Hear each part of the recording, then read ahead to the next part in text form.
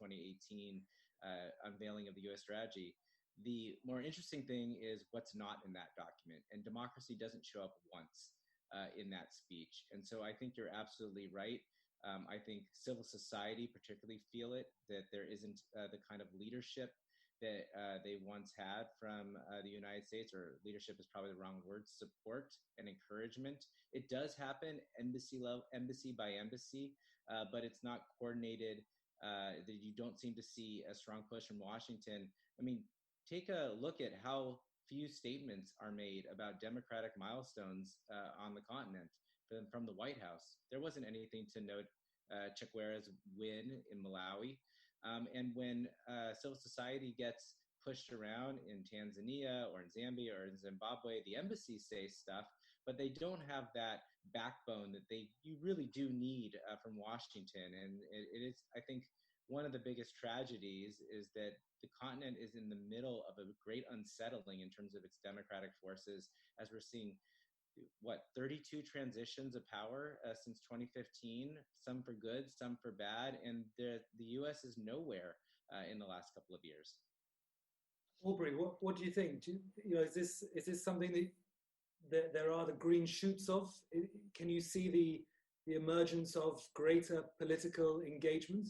Because it certainly has looked like for the last few years, not even the security angle. It used to be, business and security and not much politics. Now, not even the security, recently. What's left, but what might be coming back? Is that broad enough? No, perhaps too broad a question. So it's great when I get to follow Judd, because I just get to say I agree with him on all things political and democratic. I focus much more on the commercial side of things. And what I can say is that this administration, and it was building in Obama, under Obama as well, have had a very strong focus on promoting transactions between U.S. entities and African partners and African opportunities. And that's just going to continue. And you're going to see, we have word that that USAID, under its Prosper Africa initiative, will have a significant program forthcoming next year that will be called the Africa Trade Investment Program. And it aims to really focus resources on facilitating transactions. So it's budgeted somewhere between $500 and $750 million.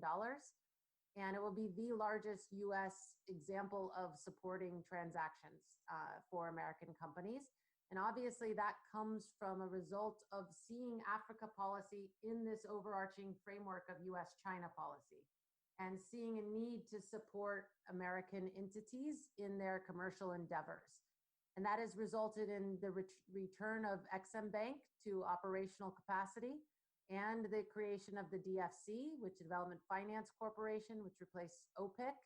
And that is a much more powerful, more endowed institution because of the concern around China. So it's this embedding of US-Africa policy in an overall context of US-Chinese competition globally that has given more strategic footing to the commercial case here in Washington.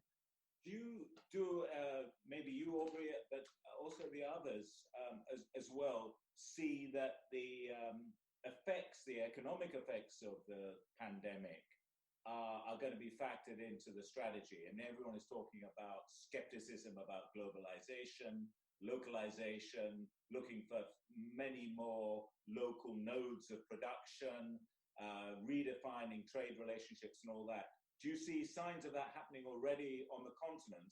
And which is going to be better placed to adapt to that, the US or China or some other group of countries?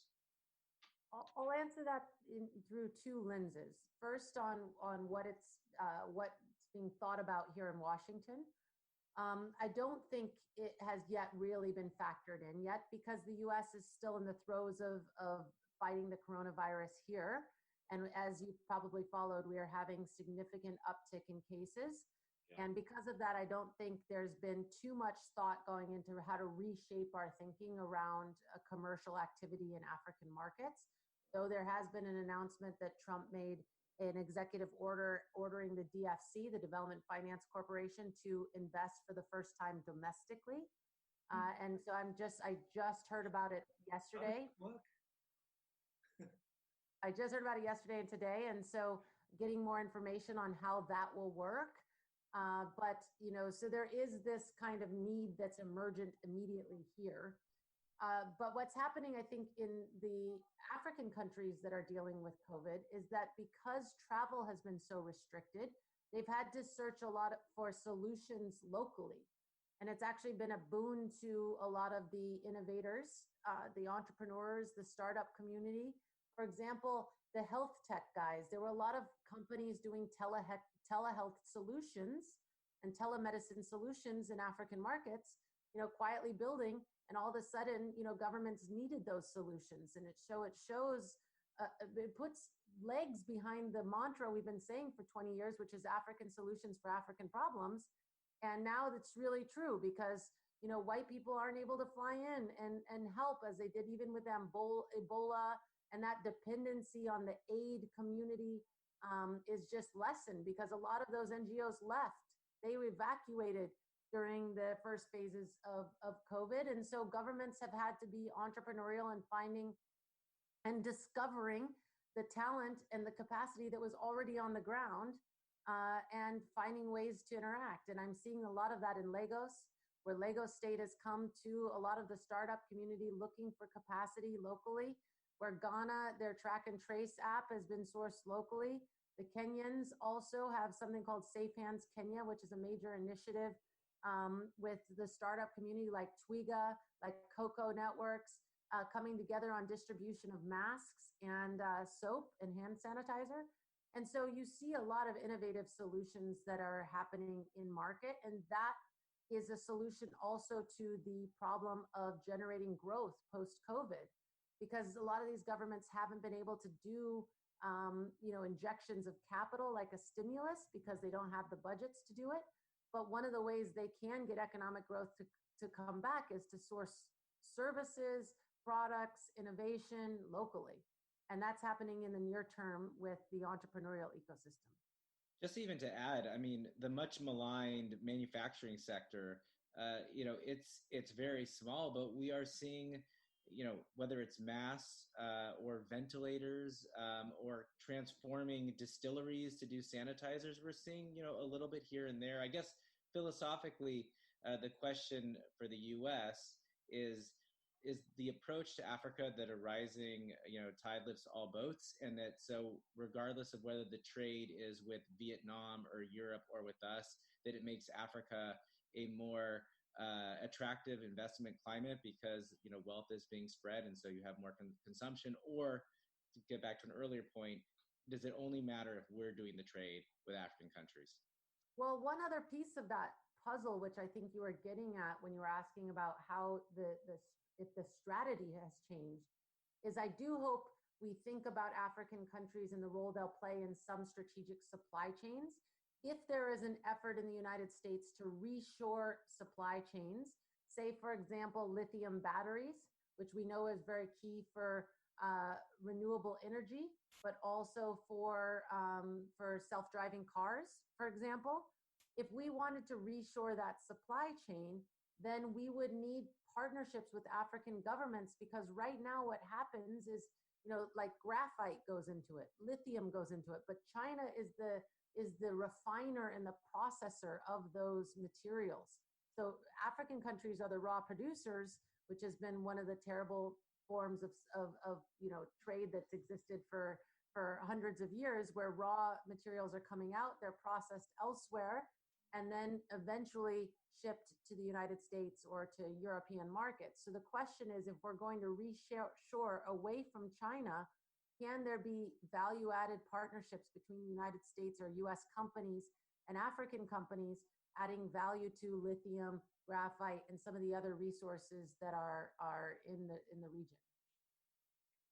While you know the money being spent on Prosper Africa and, you know, the various kinds of economic diplomacy architecture that have been announced in the last few months, as you say, Exim Bank being spun up again, you know, even if I've heard people express doubts about how quick on their feet the deal teams embedded in US embassies across Africa are really going to be.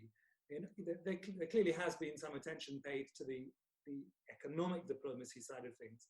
How much damage do you think has been done over the last few years to State Department diplomacy, to intelligence organizations? I guess, Judd, that one's for you. I think that there's a sense amongst many bureaucrats that that Africa is being ignored or neglected, and that the work that they do does not get the same attention that it did under previous administrations. And we should be perfectly honest, right? Like, Africa is not the highest priority in any previous administration, but President Trump has met with fewer heads of state in the Oval Office, African heads of state in the Oval Office, than anyone in their first term since Kennedy. I mean, it's the bottom. And we know about, the limited trips that the secretaries of state have done. I mean, by most metrics. And I say all that to say that may depress bureaucrats and civil servants in terms of their sort of top level attention. But this has been a great test for civil servants. And I know a lot of folks who are committed to their oaths to work on behalf of the American people, and who have found that the inattention of President Trump, one, may be a blessing, and two, has given them a lot of freedom to move the ball on the issues within the limited resources that they have. And you can point to specific embassies that have done that. The challenge gets to, if you're going to do a big effort, Prosper Africa aside, you need to get money and time and attention from senior people who don't just work Africa. If you want to put more money into Nigeria, you're stealing from Ghana, right? So if you want to get more money for the continent as a whole, you've got to have someone at a much higher level saying, you know what, the money that we're putting in X country in a different region is more well spent in Africa. And that's the same for time and attention. So they've done a tremendous job, I think, under a very inattentive administration, and I think morale has been hurt. But I'm constantly impressed and proud of civil servants that are doing the best they can, and I think keeping the store, keeping everything open. Yeah, but the problem is there's no vision. And I think, Judd, you mentioned this earlier. What does the United States stand for? Because it used to be democracy, civil society, liberal markets, low taxes, all of those wonderful things that we stood for decades. I don't know what we stand for today, and I think that makes it very difficult for those civil servants to communicate that to their African counterparts. We know what the Chinese stand for. I mean, it's very, very clear. They've been very articulate about it. It's now increasing political vision that's there. They're there. And even the Europeans now are really starting to fine-tune their African diplomacy. No, Eric, you're 100% right. I still don't know. No, you're 100% right. I think until all the things that Aubrey talked about are wonderful, but unless they fit within a bigger or economic strategic framework, it's just piecemeal efforts. And I think that's going to be the problem until there is a strategy of some kind that actually binds it all together. You're right. I mean, you have to go, as I said, embassy by embassy to see what the priorities are. I mean, you can even look at the George Floyd murder and the protests. Some embassies have been very outspoken and personal and communicative about why that is upsetting and what we have to do as a country to address our racial injustice and inequality. And some have been very mum. And so this has become, ambassadors are representatives of the president, but I think that you are seeing a lot more inconsistency between embassies because there is no overarching vision of what they do. And that can only get you so far. I guess my point earlier was that those who are doing good work, I think, are keeping our agenda on the table in those specific countries, and hopefully will allow an administration, whether it's a second term for President Trump or President Biden, that brings a vision to the table to be able to sort of move forward. But a question for you both, just to, otherwise we're going to agree on a lot of things. I've time and time again said the challenge with the current positioning around Africa is that everyone is clear what we're against, but no one's really clear what we're for. And that makes problematic when you make it so clear what you're against, but you don't necessarily put things on the table. But I guess to play a little bit of a devil's advocate here, maybe we're in the course of a significant transition whereby this focus on transactions